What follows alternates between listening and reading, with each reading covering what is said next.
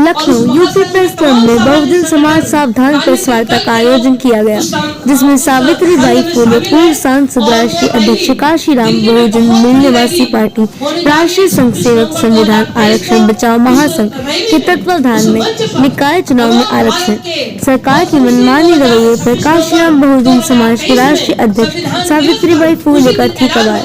Report Gyanchand. इस समय हमारे पास राष्ट्रीय अध्यक्ष बहुजन काशीराम बहुजन मुक्त पार्टी के अध्यक्ष है। मैं उनसे कुछ जानकारी लूंगा कि एक किस प्रेस वार्ता जो रखा गया है इसके बारे में लोगों को, समाज को क्या जानकारी।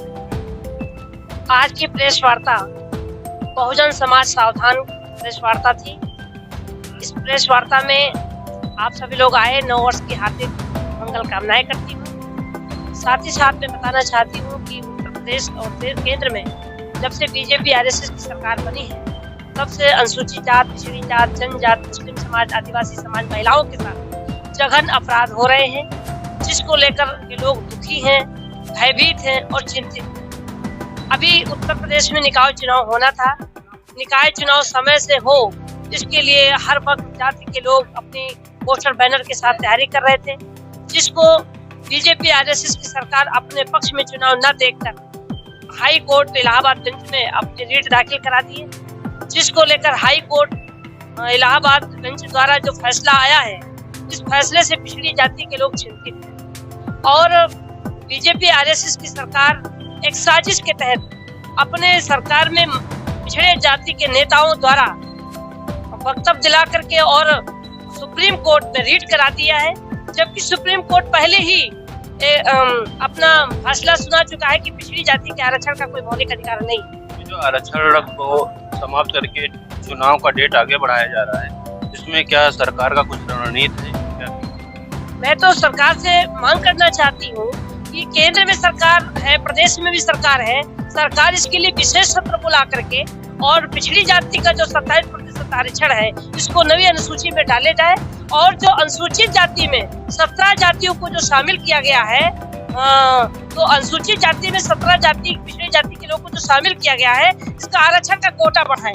अगर आरक्षण का कोटा नहीं बढ़ाते हैं तो कहीं न कहीं ये अनुसूचित जाति पिछड़ी जाति के लोगों को आपस में लड़ाने की इनकी साजिश है, जिसको देखकर पूरे भारत के बहुजन समाज के लोग चिंतित हैं और दुखी और समझ भी चुके हैं।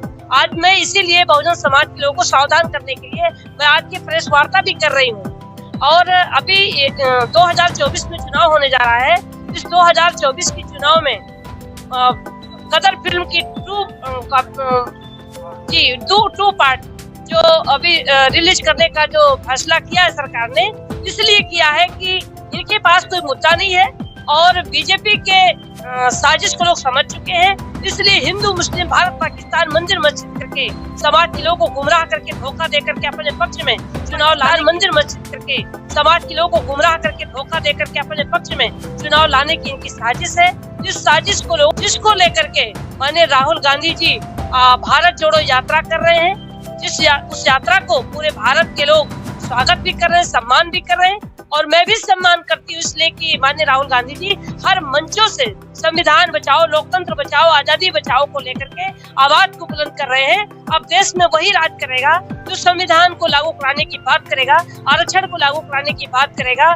मैं संविधान को बचाने के लिए मैं विकल्प के साथ में खड़ी हूँ और जब मैं लोकसभा में सांसद थी तो मैंने बीजेपी की नीति व नियत को जब मैंने देखा कि संविधान को खत्म करना चाहते हैं, आरक्षण को खत्म करना चाहते हैं, तभी 2017 से लेकर के और आज तक मैं निरंतर आंदोलन चला रही हूँ और जिसको लेकर मैंने बीजेपी पार्टी को भी छोड़ा, सांसद पद छोड़ करके पूरे भारत के बहुजन समाज के लोगों को मैं एक मंच पर ला रही हूँ। संविधान बचाओ, आरक्षण बचाओ बहुजन समाज महासंघ बनाया गया है और वो महासंघ के मंच 26 नवंबर 2023 में भारत की राजधानी दिल्ली में बहुत बड़ी रैली होगी और उसी रैली में यह तय किया जाएगा कि भाजपा का विकल्प कौन होगा।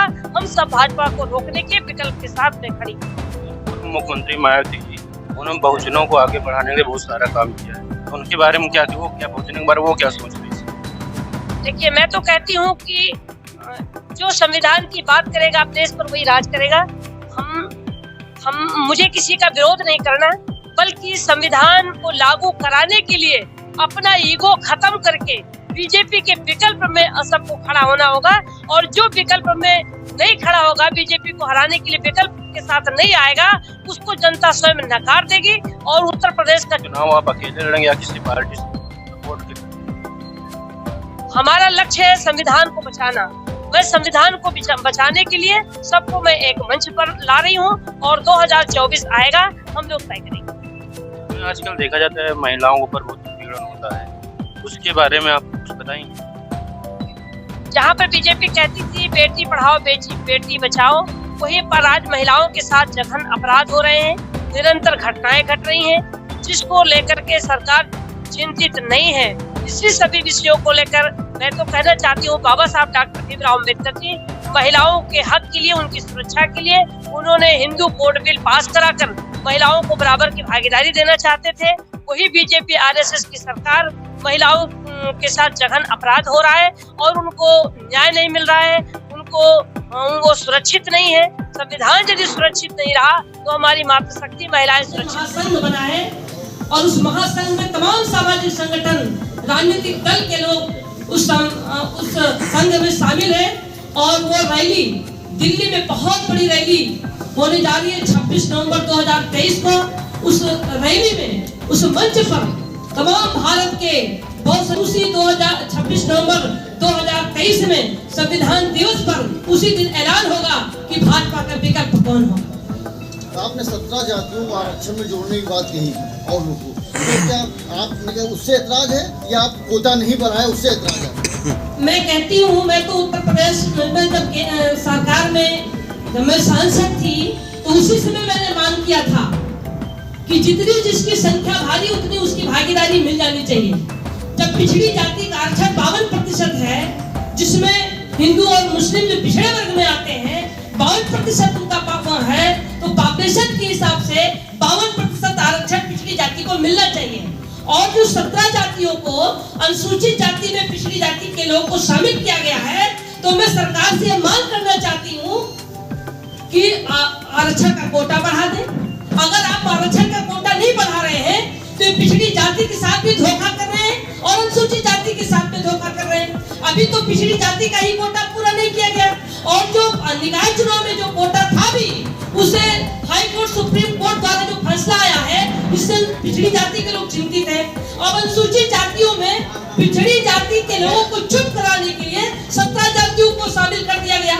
इस नाते शामिल कर दिया गया कि अनुसूचित जात और पिछड़ी जात में आपस में टकराव हो। लेकिन मैं टकराव नहीं चाहती, मैं चाहती हूँ कि जितनी जिसकी संख्या है उतनी उसकी हिस्सेदारी मिले। अगर 17 जातियों को आपने अनुसूचित जाति में शामिल किया है